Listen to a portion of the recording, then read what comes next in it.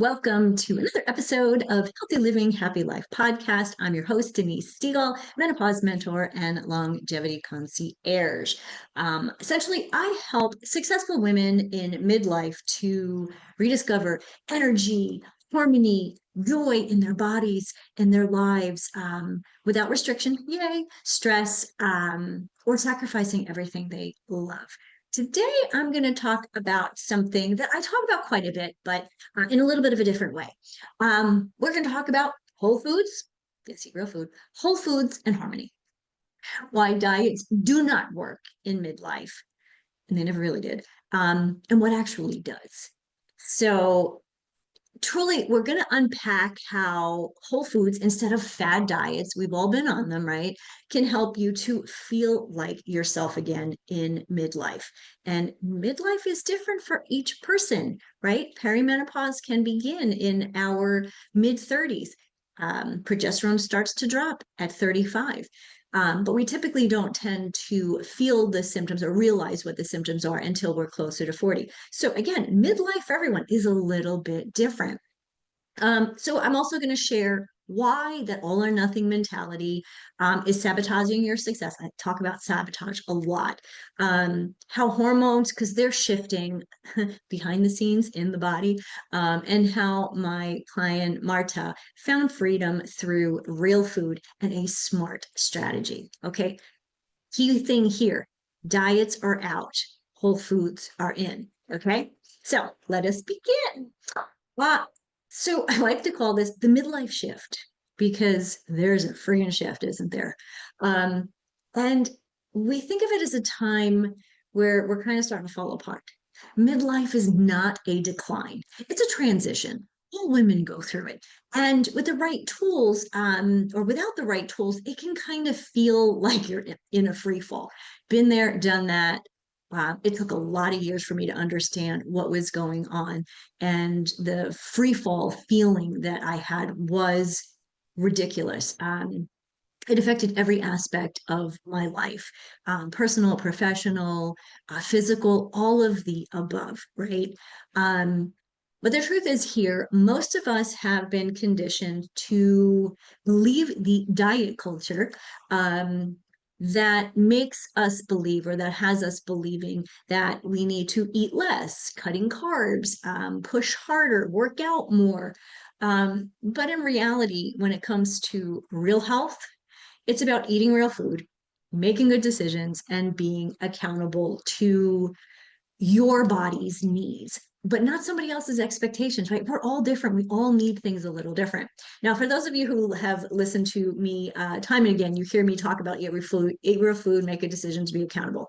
It is the pillars, I call them the pillars of success in my book, Healthy Living, Happy Life, which incidentally is the name of this podcast, right? But truly, you are not imagining these changes that are happening to you. Your energy is lower. Your mood is different. It may be a little more volatile than ever. And every day your body is a little bit more unpredictable. Like things just, oh, where did that come from? Right. And of course, you've probably tried eating clean, working out more, skipping meals, bad idea. But still, nothing is working, nothing feels right, and everything or something at least feels off. That's honestly because at this stage, the rules of the game have changed. So it's time you change your strategy, right? Lots of games that we play have a strategy, right? And, I'm going to use football because I know a little bit about football. I went to Penn State, so yes, I did go to a lot of football games. But a coach may have a strategy going into the game, right? And for the first quarter or the first half of the game, nothing, it's not working. So they go into halftime and they come out, and all of a sudden, they're scoring and they're kicking butt, and things are all of a sudden working well, right? Why? Because at halftime, so we'll just call menopause halftime here, the coach changed the strategy, right? So if it works in sports, certainly works in midlife too, right? It's just about strategy change. So hormones, metabolism, menopause, All three of those words totally go together, don't they? Because in menopause, our metabolism is doing all sorts of weird things. Our hormones are going up and down and left and right. They're just doing all sorts of things. But as estrogen and progesterone are declining, and as I mentioned earlier, progesterone starts dropping when we are 35, ladies. Again, estrogen probably not until closer to our 40s. But then, of course, our metabolism starts changing with that. Estrogen has over 300 um, jobs, let's just say, in the body, and it works with all the different systems in our body, the endocrine system, your cardiovascular system, your brain function, and estrogen is a big deal. Well, who knew that, right? Well, we do know these things now, but not necessarily all of our doctors do. But let's think of this as our metabolism is changing, hormones are changing. We actually have an increase in food cravings. Actually, that's progesterone that's doing that. Our sleep quality starts to plummet. Maybe we're waking up in the middle of the night. Maybe we fall asleep and then wake up, or we can't sleep at all. And so slowly we start to see the scale creeping, right? We start to see the little meno belly that I talked about a couple of episodes ago. And it's not because you're doing anything wrong. Okay. You're not necessarily doing anything wrong. I'll say that because when it comes to food and nutrition and metabolism and hormones and menopause, there is a good way to do things and let's just say not so good way to do things. Never like to say good and bad, right? But there's always a better way. So what is happening here? What is estrogen affecting other than everything, right? It's affecting your distribution of fat and insulin sensitivity. Now, the challenge, of course, is the more fat we have, the more sensitive we are to insulin. So those things go together, right? Of course they do. I mean, it makes sense, right? But when we really start to think about it, like that little extra roll in your tummy, could that really cause us to have more insulin sensitivity that could eventually become insulin resistant? Yep, it can, ladies. So the other thing, and this is what I mentioned before a couple minutes ago about your brain, neurotransmitters in your brain, serotonin, dopamine, which regulate mood, motivation, and memory, are all affected. Now, when your estrogen starts to drop, the neurotransmitters in your brain are not connecting as quickly. This is why we're finding brain fog. We can't remember where we put our glasses, or, just the forgetfulness that we think is, part of aging. That's actually what part of what is happening is your brain's just, your brain's not firing the way it used to. So that's about estrogen. Progesterone affects your nervous system. Nervous system, let's say regulation. When our nervous system is always then on, kind of like that, it's our flight or fight. I never say that right. I say it wrong every single time. I may have actually gotten it right this time. Your flight or fight, right, system, if that's deregulated and that's on all the time, your cortisol levels are starting to increase. Again, flight or fight, always kind of like up. And that's where you start to feel, I hate to use the word anxiety, but more anxious and kind of stressed out. Well, the more we are stressed out, the more anxious we feel, the more our cortisone is going through the roof. And the challenge with that is the more cortisone there is, the harder it is for us to fall asleep and go to sleep, which then increases our cortisol even more. So progesterone and estrogen, we talk about these, and I'm going to throw testosterone in here for real quick, as the sex hormones or hormones for childbearing. These are these are hormones for life, for living, for a healthy life. Bottom line, okay, we didn't know that, right? When we were younger, we were just kind of told that, this is how you have babies, you need these hormones to have babies, when we're, young and we're at that stage where we're starting to get our period. We learn about this and, what these hormones are for. And then when you're in your childbearing years, obviously This is really important. But they're equally as important when we're out of our um, childbearing years.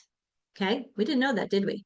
Again, progesterone, as I mentioned earlier, restorative sleep goes down the tubes. And with all of this, our emotional stability, or let's just say there's a lot of emotional instability, right? Volatility. Um, I remember when I was in high school, my best friend from high school, she was one of those gals who, when she got her period, she was evil. Like she would say things like that she would never normally say, but her moods were horrible and she was kind of mean. And it was the only time ever because of the her hormones back then, which were, 100% where they needed to be.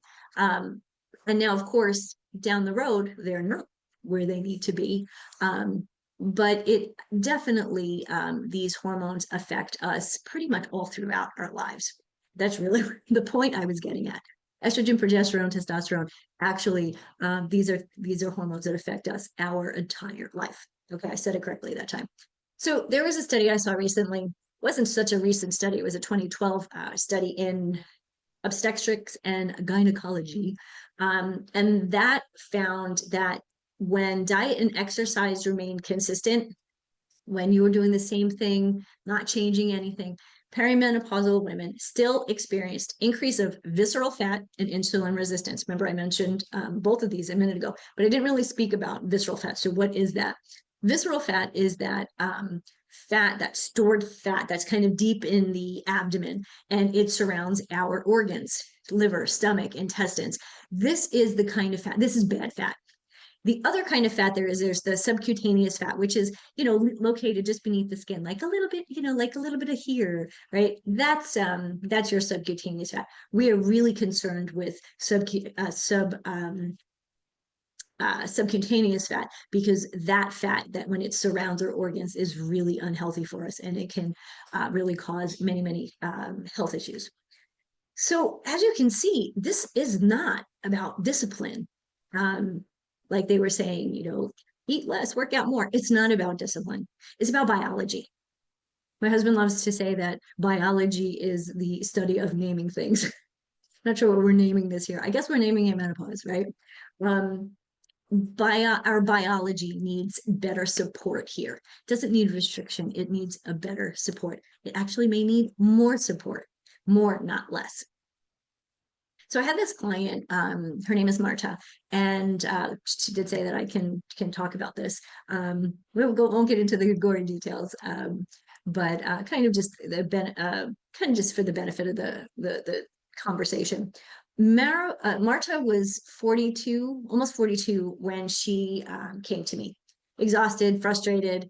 She was a stay-at-home mom to active kids. So of course she's driving all over the place because, they're a few years apart. So they're doing different activities. Her son was doing one thing and their daughter was doing another. I think they were soccer and gymnastics. And of course they're not, the practices weren't right in the same area of town. So, her schedule was like basically nonstop from the time she got up and was doing stuff with her kids.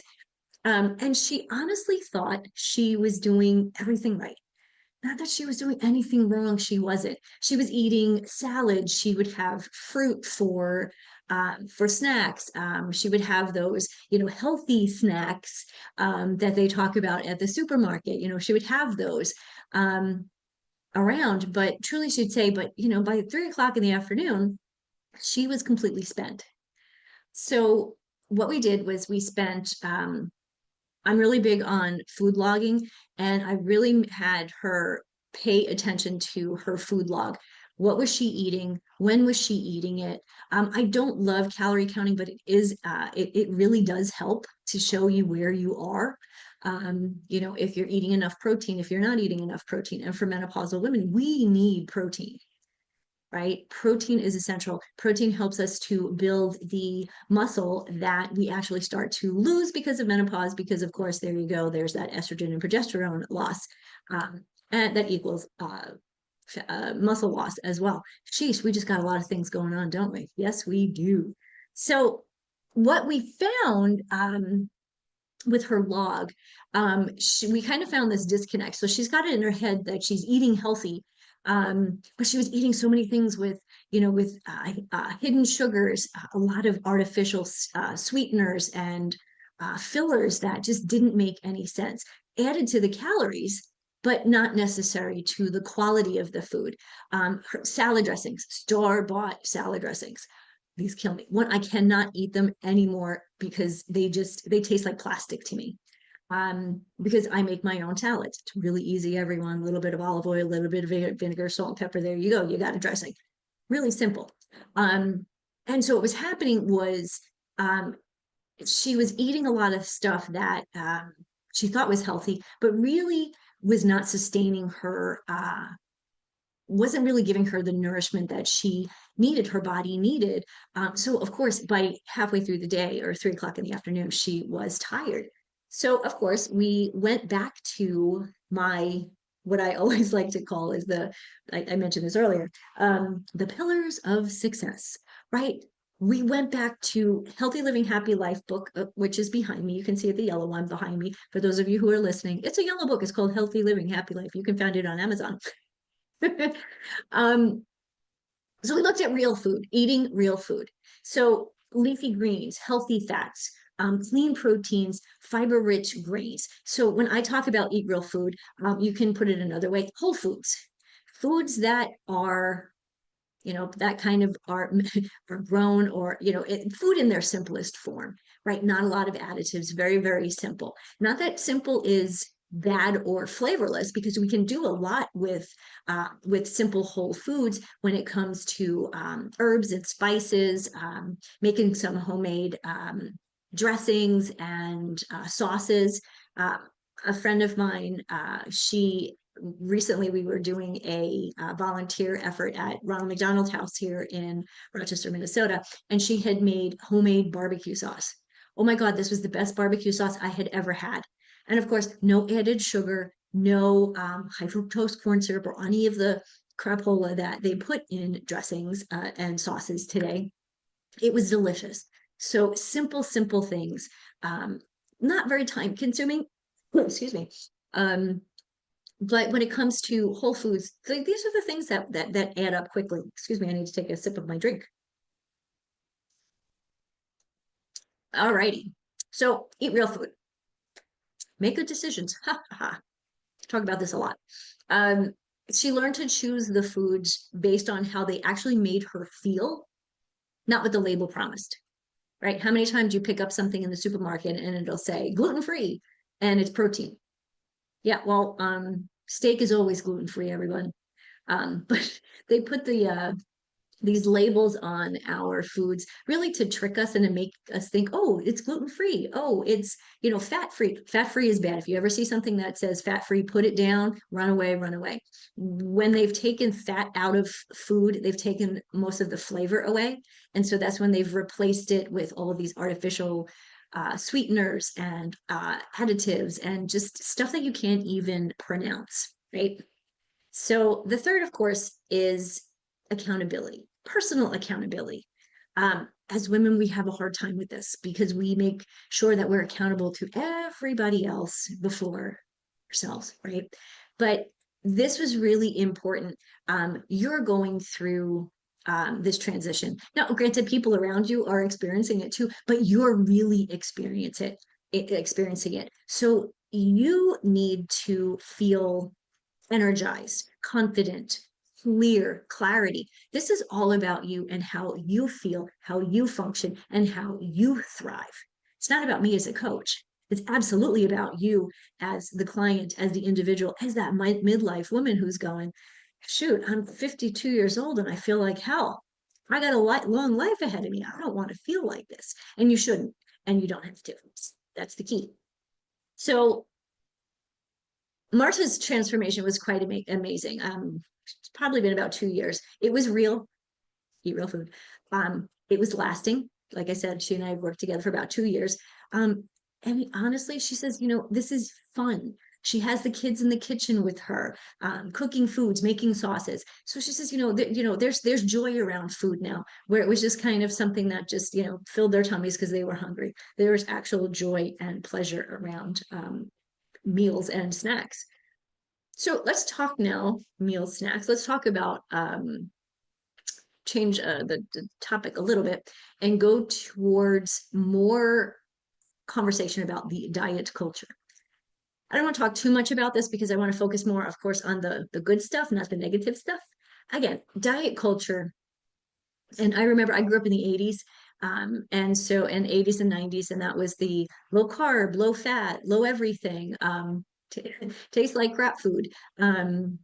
So they filled it with lots of sugar and lots of other stuff that doesn't belong in food. What do they say? They want us to eat less. They want us to take full food groups out of our diet. So many of these crazy diets out there.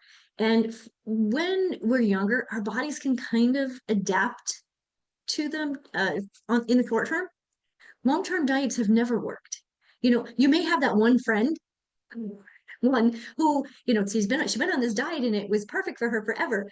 But let's talk to that same friend now in her 50s, her late 40s and early 50s, and see, if she's singing a different tune.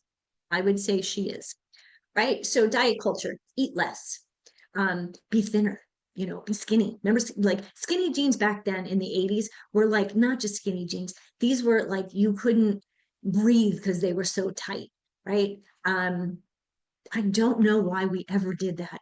Really, ladies, why? But also it was like um, exercise more. Exercise, exercise, exercise.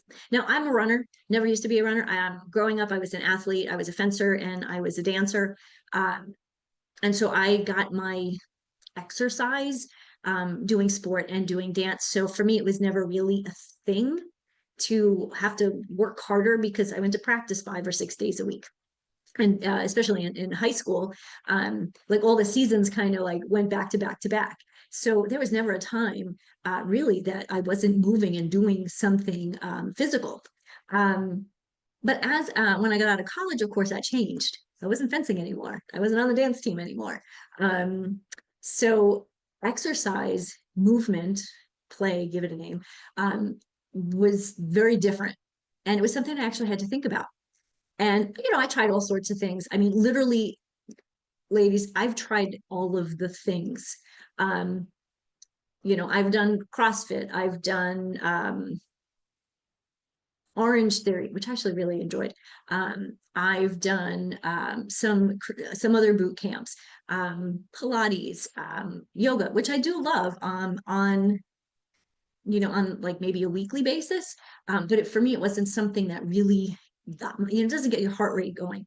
At least the way that running and brisk walking does, and especially weight training. Weight training, weight training, weight training. But that's not what we're talking about. We're talking about diet culture. But again, diet culture said, eat less, work out more, harder, the harder, the better, which even then it was exhausting. But at this stage in life, where we're already struggling with energy and low mood, this is not the time to be, eating less and working out more. Absolutely not.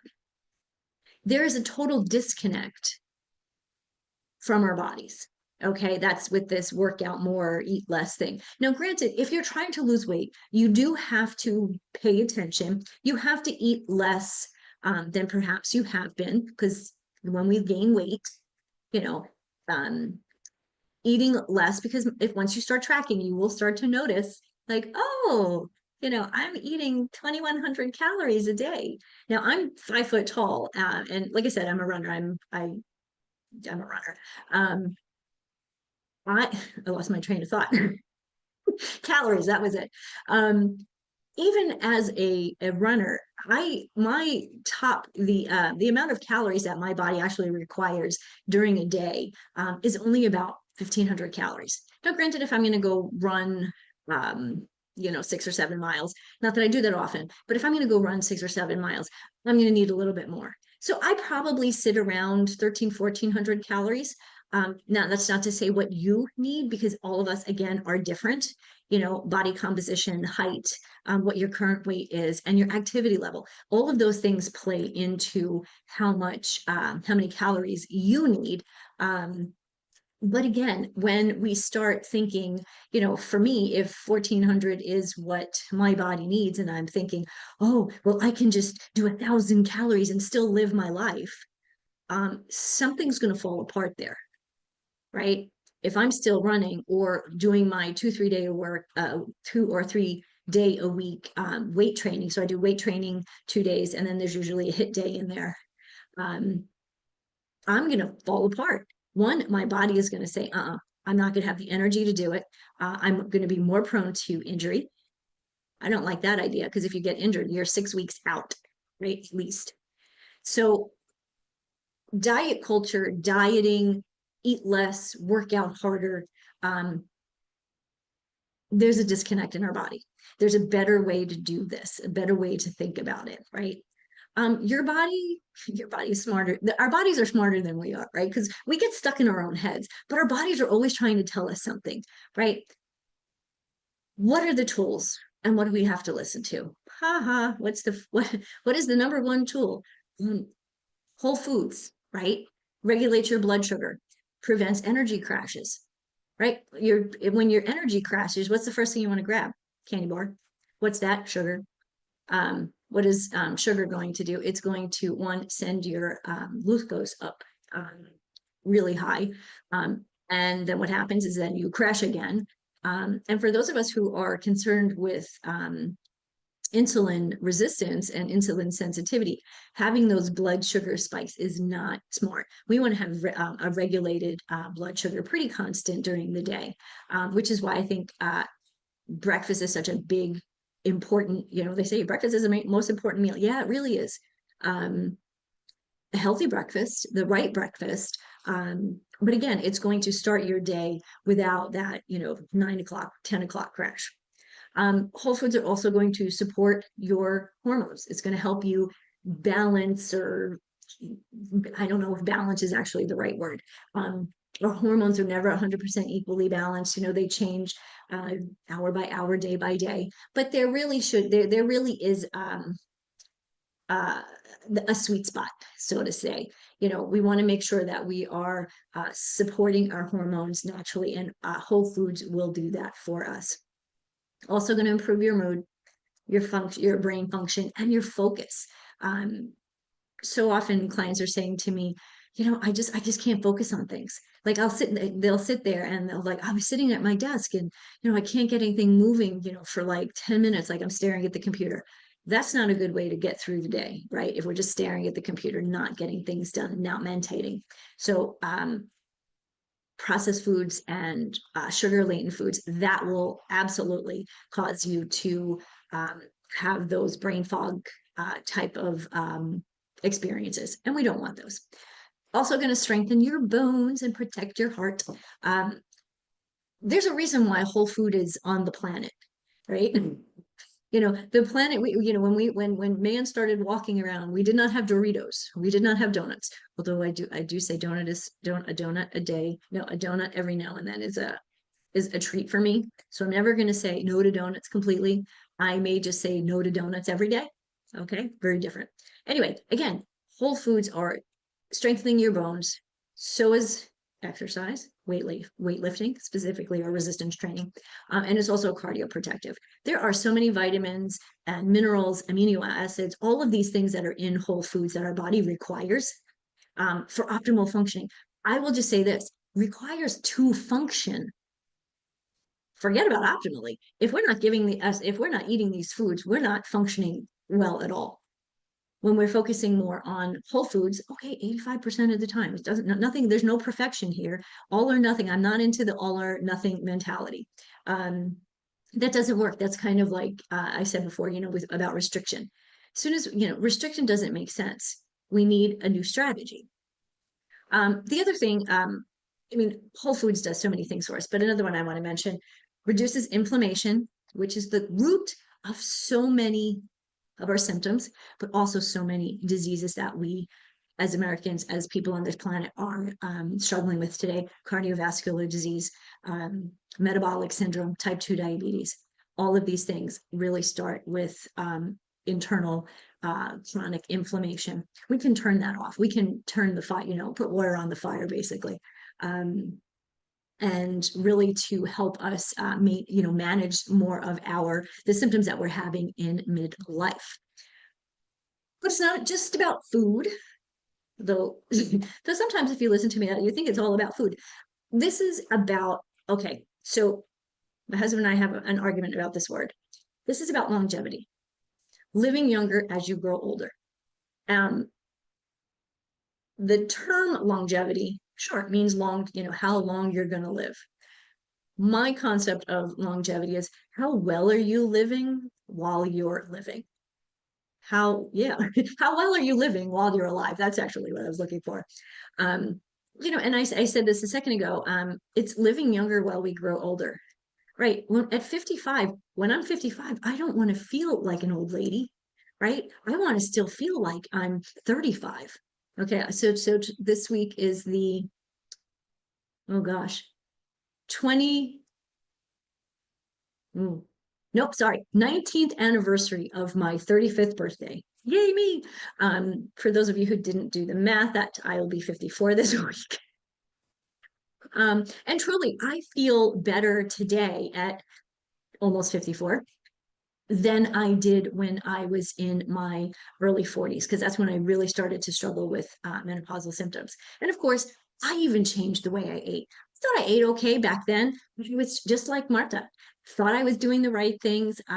But once I started to focus more on whole foods and less on packaged foods, anything like that, I mean, even, rice or stuff in cans, except for Italian tomatoes. It's really the only place I can get Italian tomatoes is in a can. Oh, that's not completely true. They come in a carton now, if you find them.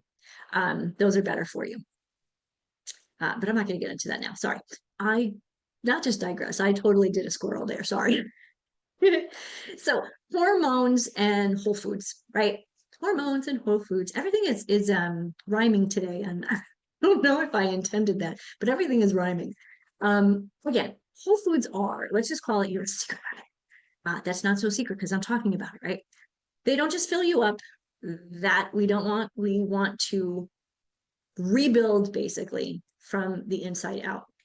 What we're putting in our food is strengthening us, our body, our physical body, our emotional body, our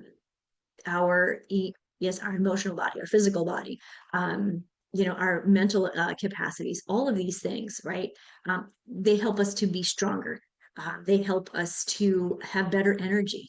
They help us to actually live our lives the way we want to, right? So again, they help you to rebuild from the inside out. So I talk about these whole foods. Give me some ideas here, Denise, right? Cruciferous veggies. They talk about this so much, and you kind of go, cruciferous veggies, what the heck is that? Those are foods like broccoli and cauliflower and kale. Now, we don't eat a lot of kale in my house because Mark does not like it. But there's so many other great vegetables that if you don't like one, just don't eat it and eat something else that you enjoy. These help your body to detox. Let's just say in some places, if we're kind of unbalanced, they help to not detox, to balance hormones, sorry. Healthy fats, avocados, olive oil, fatty fish like salmon. They are brain and heart healthy. So they're going to support your brain and they're going to support your heart, right? As we get older, we always, we hear about someone who, has heart failure at, 55. Wow, that's scary, right? Especially since I'm going to be 54. But also we know so many people who, whose brain function starts to decline. And it's not necessarily dementia or Alzheimer's, but they're just not feeding their body the way their body needs. They're not moving, they're not sleeping, they're not connecting with others. They don't have this passion or this, this purpose in life anymore. A lot of women struggle with that piece as the kids are, growing up and leaving the house, going to college, or moving out. Right? Purpose is such a big part of a healthy lifestyle and a healthy life. Um, some of the other things, berries and colorful fruits. We talk about eat the rainbow. Anything that looks very, really pretty in colors when it comes to foods, put them in your cart. They're great. Berries reduce inflammation and oxidative stress.